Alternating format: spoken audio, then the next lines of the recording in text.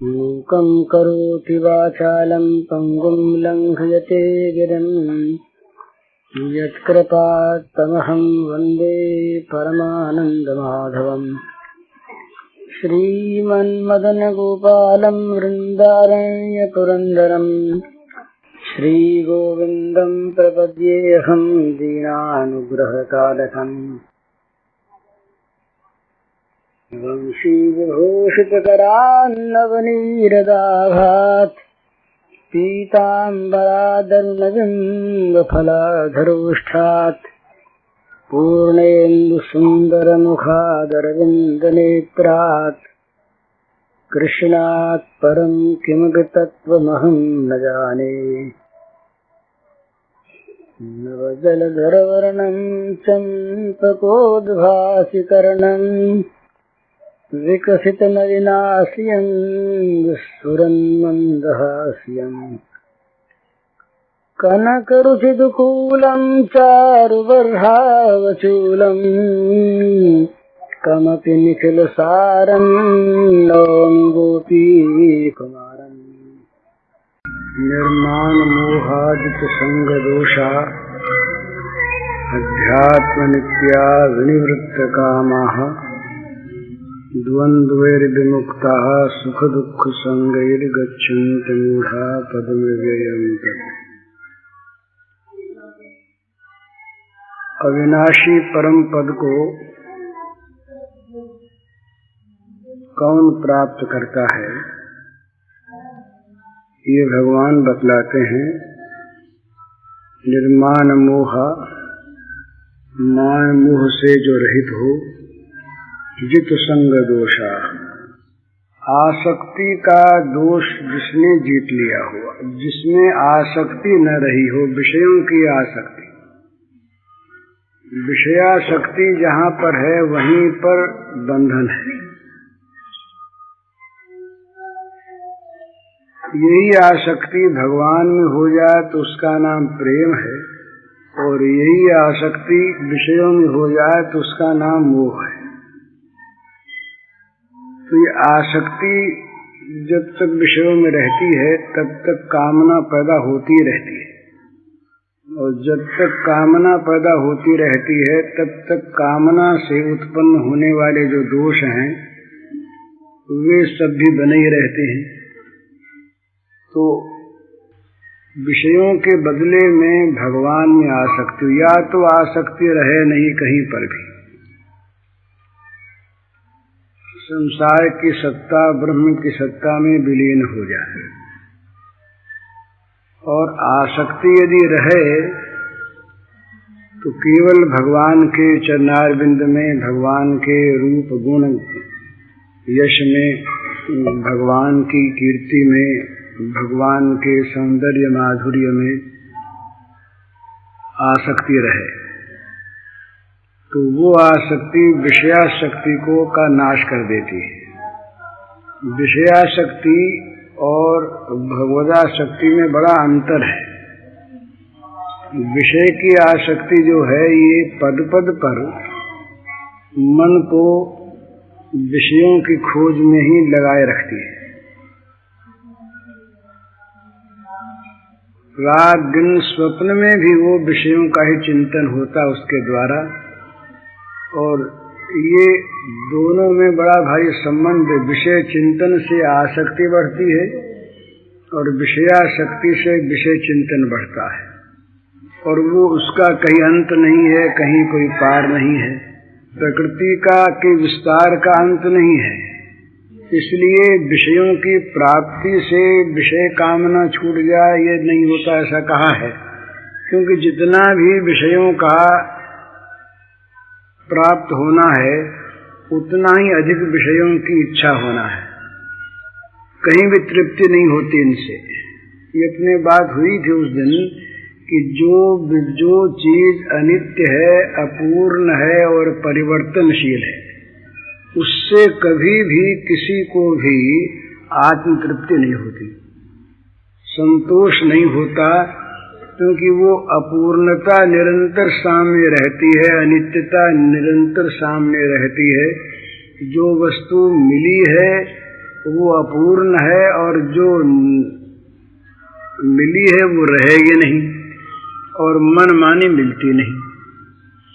तो इसलिए विषयासक्ति निरंतर ही विषयों में चित्त को लगाए रखती है।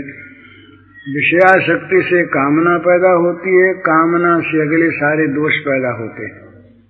तो विषयों की आसक्ति जब तक जीती नहीं जाती तब तक भगवान में आसक्ति होती नहीं, और भगवान में आसक्ति हुए बिना विषयासक्ति जाती नहीं। तो भगवान में आसक्ति करने का, भगवान में प्रीति करने का, भगवान में चित्त किसी प्रकार से जुड़ जाए, जाकर भगवान में फंस जाए, इस प्रकार की चेष्टा का नाम साधना है। तो भगवान के लीलाओं के गुणों के गान से उनमें चित्त रमता है। भगवान के नाम से चित्त शुद्धि होने पर चित्त भगवान में रमता है। भगवान के लिए कामना छोड़कर सेवा भाव से कर्म करने पर चित्त भगवान में लगता है। भगवान के परम तत्व का आभास मिल जाने पर चित्त भगवान में रमता है। ये कई उपाय हैं, जिस किसी उपाय से भी चित्त भगवान में रम जाए और जगत से हट जाए, ये चेष्टा करनी है। तो जिनका जगत से चित्त हटा, जगत के पदार्थों में चित्त नहीं लगता, नहीं फंसता, ऐसे जो लोग हैं संग रहित, वे दिव्य विनाशी पद को प्राप्त होते हैं। अध्यात्म नित्य, नित्य नित्य जिनका मन भगवान में लगा रहे, ऐसा होता है। जो वस्तु प्रिय होती है उसमें मन लगता है, या जो वस्तु आवश्यक होती है उसमें मन लगता है, या जहाँ भय होता है वहाँ मन लगता है। तीन तरह से मन लगता है, भय से, आवश्यकता से और प्रीति से। इनमें उत्तरोत्तर उत्तम है। कंस को भय हुआ, रात दिन भगवान कृष्ण की आशंका हो गई, अभी आए, अभी मार देंगे। तो रात को सोते सोते वो जग उठता था, दौड़ने लगता था, आ गए। तो निरंतर मन भगवान में रहता था। आवश्यकता, जैसे जल की प्यास लग गई, तो प्यास लगने के बाद जल की स्मृति करानी नहीं पड़ती। तो प्यास अपने आप स्मृति जगाए रखती है। भूलने की चेष्टा करने पर भी भूल नहीं सकता, क्योंकि प्यास के मारे प्राण व्याकुल हैं। तो आवश्यकता होने पर स्मृति रहती है। और तीसरी चीज है प्रीति, जो सबसे उत्तम है। प्रीति हो जाने पर वो वस्तु भुलाई नहीं जाती। हम लोग जो कहते हैं हमारी अमुक से प्रीति है, अमुक में प्रीति है, भगवान में प्रेम है, ये वास्तविक नहीं है। जिसमें वास्तविक प्रेम होता है वो भुलाया नहीं जाता। अनजान में भी उसकी स्मृति बनी रहे। वो कोई याद करने के लिए करता हो सो नहीं है। भाई भगवान को याद रखने के लिए याद रखने का अभ्यास करो, ऐसी बात नहीं है। अनजान में भी स्वाभाविक ही उसकी स्मृति वहाँ, उसका मन वहाँ लगा रहता है। और जो मन की तरफ देखता है तो मालूम होता है मन तो वहाँ लगा है। दूसरी चीज का ध्यान करने लगता है, पढ़ता है, लिखता है, पर जब मन की ओर देखता है मालूम होता है मन तो वहाँ गया हुआ, यहाँ है ही नहीं। तो जहाँ प्रीति होती है वास्तविक किसी वस्तु में हो, वहाँ मन अपने आप लगता है। प्रीति में मन लगता है। और प्रीति जो है ना, एक बात और है, प्रीति पवित्र होती है। प्रीति में वस्तु के प्राप्त करने की अपेक्षा वो प्रीति अधिक महत्व की वस्तु होती है। एक बहुत समझने की चीज है ये, प्रेम या प्रीति किसी वस्तु को प्राप्त करा के जो सुखी कर दे, वो वास्तविक प्रीति नहीं है। वो भी प्रीति है, क्योंकि जो वस्तु की प्राप्ति से सुख हो गया, अब वो प्रीति उस रूप में नहीं रही। वस्तु प्राप्त हो गई ना, तो वस्तु की प्राप्ति के लिए होने वाली प्रीति वस्तु तक सीमित है, वस्तु से आगे नहीं है। परंतु जो प्रीति है वो तो नित्य नवायमान रहती है, प्रतिक्षण वर्धमान रहती है। क्यों कि प्रीति का स्वभाव यह है कि किसी वस्तु से उसका विराम नहीं होता, प्रीति रुकती नहीं, और वो किसी वस्तु को चाहती नहीं। ये बड़ी गंदी मिसाल मानते हैं ये अरबी में लैला मजनू का जो इतिहास है, इसको लोग गंदा कहते हैं। और परंतु ये उसको देखा जाए तो मैं तो एक दिन देख रहा था तो मुझे मालूम हुआ कि श्री राधा जी तो वहां मजनू बने हुए हैं और श्री कृष्ण ही लैला है। उल्टा मजनू ये गौरवर्ण थे और लैला बड़ी काली थी, ऐसा वर्णन आता है। लैला राजपुत्री थी और मजनू एक बड़े गरीब का लड़का था। मजनू कभी मिलना नहीं चाहता था, मिला नहीं, और लैला सुनती थी पर कभी उसने चेष्टा नहीं की मिलने की। उनका प्रेम, पवित्र प्रेम निरंतर रहा। अंतिम बात सुनाता हूं, बड़ी बढ़िया है।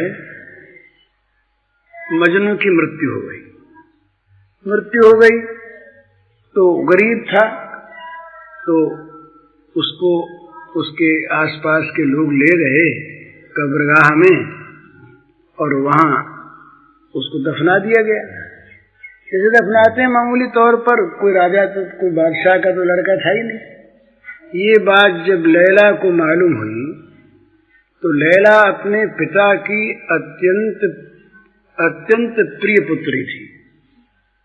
वो पिता इतना उस पर प्यार करते थे कि उसकी कही हुई बात कोई टालते नहीं थे, वो जो कह दे सो स्वीकार। तो जब लैला ने ये बात सुनी कि मजनू की मृत्यु हो गई है, वो कब्रगाह में ले जाके दफना दिया गया, तो उसने पिता से कहलवाया कि मैं एक बार मजनू की कब्र देखना चाहती हूँ। तो पिता तो हर बात में प्रसन्न थे। पिता ने कहा अच्छी बात, लेकिन तुम राजपुत्री हो, अकेले नहीं जाओगे, हम साथ जाएंगे। बोला आप चलिए। बोले तुम्हारी माँ साथ जाएगी, वो भी चले। बोले दीवान साथ जाएंगे, मंत्रिमंडल साथ जाएगा। बोले ठीक। कहा सेना साथ जाएगी। कहा ठीक। तो मजनू फिर लैला ने कहा कि सब साथ जाएंगे, एक मेरी भी बात कि गरीबों की टोली भी साथ जाए, वो गरीब था। वो ठीक। तो आगे आगे गरीबों का दल चला, उसके पीछे लैला चली, उसके बाद लैला के पिता माता, उसके बाद सारा राजमंडल, फिर सेना वेना ये सब चली। तो वहां जब पहुंचने के बाद वो लैला खड़ी हो गई वहां मजनू के कब्र के पास। खड़ी होकर बोली कि हे खुदा यदि कोई है तो मैं ये कहती हूं कि अगर मेरे मन में मजनू को छोड़कर दूसरे किसी की कल्पना न आई हो और मैंने कभी किसी प्रकार का भोग सुख न चाहा हो, तो मजनू की कब्र फट जाए और मुझको अपने में ले ले। सबके देखते देखते कब्र फट गई। लैला मजनू के शव से लिपट गई, कब्र बंद हो गई और आकाशवाणी हुई कि इस कब्र को कोई अगर खोलेगा तो वो तत्काल नष्ट हो जाएगा, मारा जाएगा। कब्र बंद होगी, फिर लौट आएगा। ये प्रीति, जहां प्रीति में चाह है, जहां प्रीति में चाह है और जहां किसी वस्तु को प्राप्त करके प्रीति शमित हो जाती है, दब जाती है, उसमें समा जाती है, रुक जाती है अथवा मिट जाती है, वो प्रीति नहीं है। इसीलिए भगवत प्रेम इतना ऊंचा है। इसको इसीलिए ये भक्ति संप्रदाय के दार्शनिकों ने, भावुकों ने नहीं, इसको पंचम पुरुषार्थ माना है, जहां पर मोक्ष की इच्छा भी मिट जाती है। क्योंकि मोक्ष की इच्छा में भी अपने बंधन का भान है और बंधन से छुटकारे की इच्छा है। अगर छुटकारे की इच्छा न हो तो मोक्ष की इच्छा का क्या अर्थ है? मोक्ष माने छुटकारा, छूट जाना। छूट जाना काहे से? कोई बंधन है, तो बंधन का भान हुए बिना मुक्ति की इच्छा नहीं होती।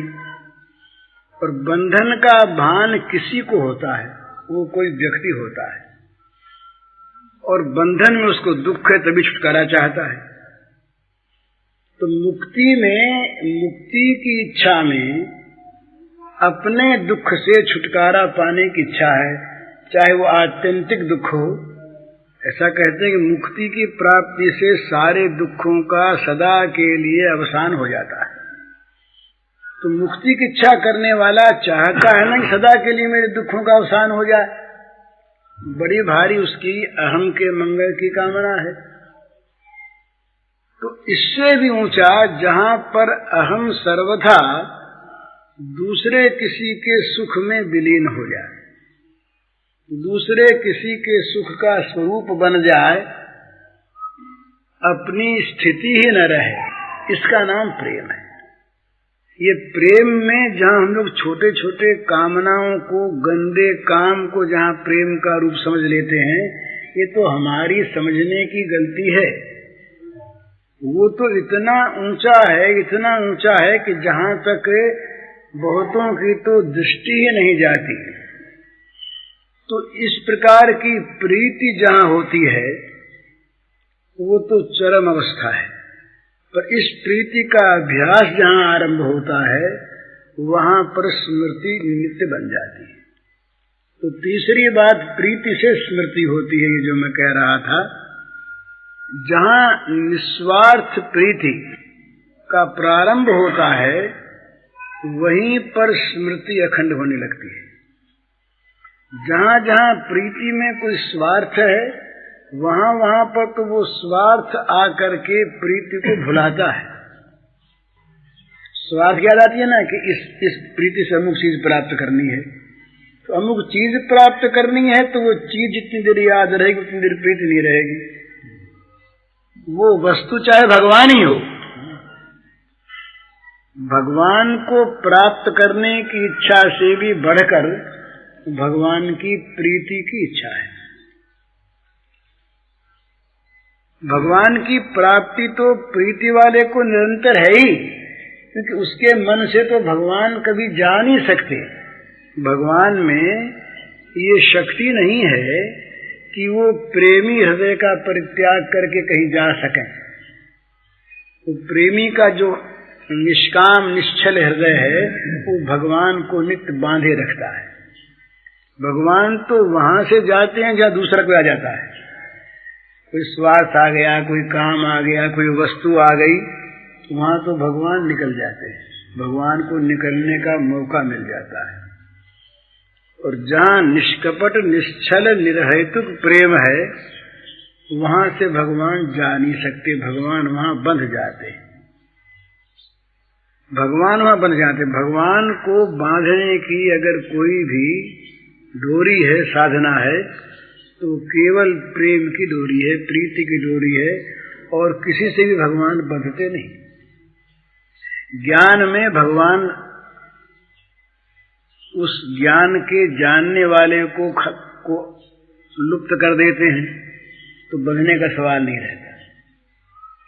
और जहां अज्ञान है वहां भगवान को कोई बांधना चाहता ही नहीं। तो प्रेम में ये चीज है कि भगवान रहते हैं, ज्ञान पूर्वक रहते हैं, और भगवान वहां से कहीं जा नहीं सकते।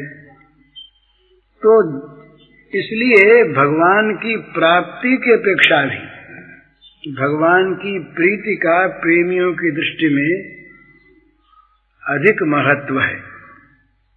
वो प्राप्त होने का विरोध नहीं करते और प्राप्त होने में उन्हें बड़ी प्रसन्नता है, चाहते भी हैं, पर भगवान के प्राप्त होने पर भगवान की प्रीति यदि कहीं किसी प्रकार से कम होती हो, भाई मिल गई चीज अब क्या प्रीति है, तो वो प्रेमी चाहते हैं कि भगवान चाहे न मिले, पर ये प्रीति हमारी जो है निरंतर अक्षुण्ण बनी रहे, ये बनी रहे, ये कभी घटे नहीं। तो इस प्रीति की जहाँ प्रारंभिक स्थिति है, इस प्रीति की, ये निष्काम अहेतुक प्रीति की, यही प्रीति है, इसमें स्मृति नहीं भूलती। जहाँ इस प्रीति के मार्ग पर आए, अब वो जगत उस चीज को जानता नहीं ना, इसलिए इस प्रकार के प्रेमियों के हृदय को जगत समझ नहीं सकता। जगत की आंखें उन आंखों से जगत को देख नहीं सकती, भगवान को देख नहीं सकती। गोपी की आंख, राधा की आंख जिस प्रकार भगवान को देखती है, उस प्रकार की आंख तो है नहीं, उस आंख को समझने की शक्ति हम में नहीं है। इसलिए हम लोग अपनी आंखों से राधा की आंख को मिलाकर देखते हैं, तो हमें वो ठीक नहीं मालूम होती कि हमारी आंख में दोष है ना, हमारी आंख में दोष है। तो परम प्रीति जहाँ जागृत हो जाती है वहाँ कामना नहीं रहती। परम प्रीति में और कामना में बड़ा बैर है। प्रीति और कामना दोनों साथ रह सकते ही नहीं। प्रीति तो सर्वथा परित्याग, पूर्ण त्याग के नियम पर ये प्रीति का महल खड़ा होता है। जरा भी जहाँ त्याग की कमी है वहाँ वो महल ढह जाएगा। प्रेम का महल काम में रहता नहीं। तो जहाँ पर प्रेम है, जहाँ पर प्रीति है वास्तविक, वहाँ पर स्मृति बराबर है। तो भगवान की स्मृति के लिए, भगवान में नित्य मन लगा रहने के लिए, अध्यात्म नित्याः, भगवान में नित्य नित्य अभियुक्त रहे मन, इसके लिए आवश्यकता है प्रीति। अभ्यास से भी रहता है, पर अभ्यास जब तक प्रीति उत्पन्न नहीं करता, तब तक प्रीति वाली चीज कोई आ जाने पर अभ्यास छूट जाता है। लंबा अभ्यास होने पर, श्रद्धा पूर्वक अभ्यास होने पर अभ्यास प्रीति उत्पन्न कर देता है।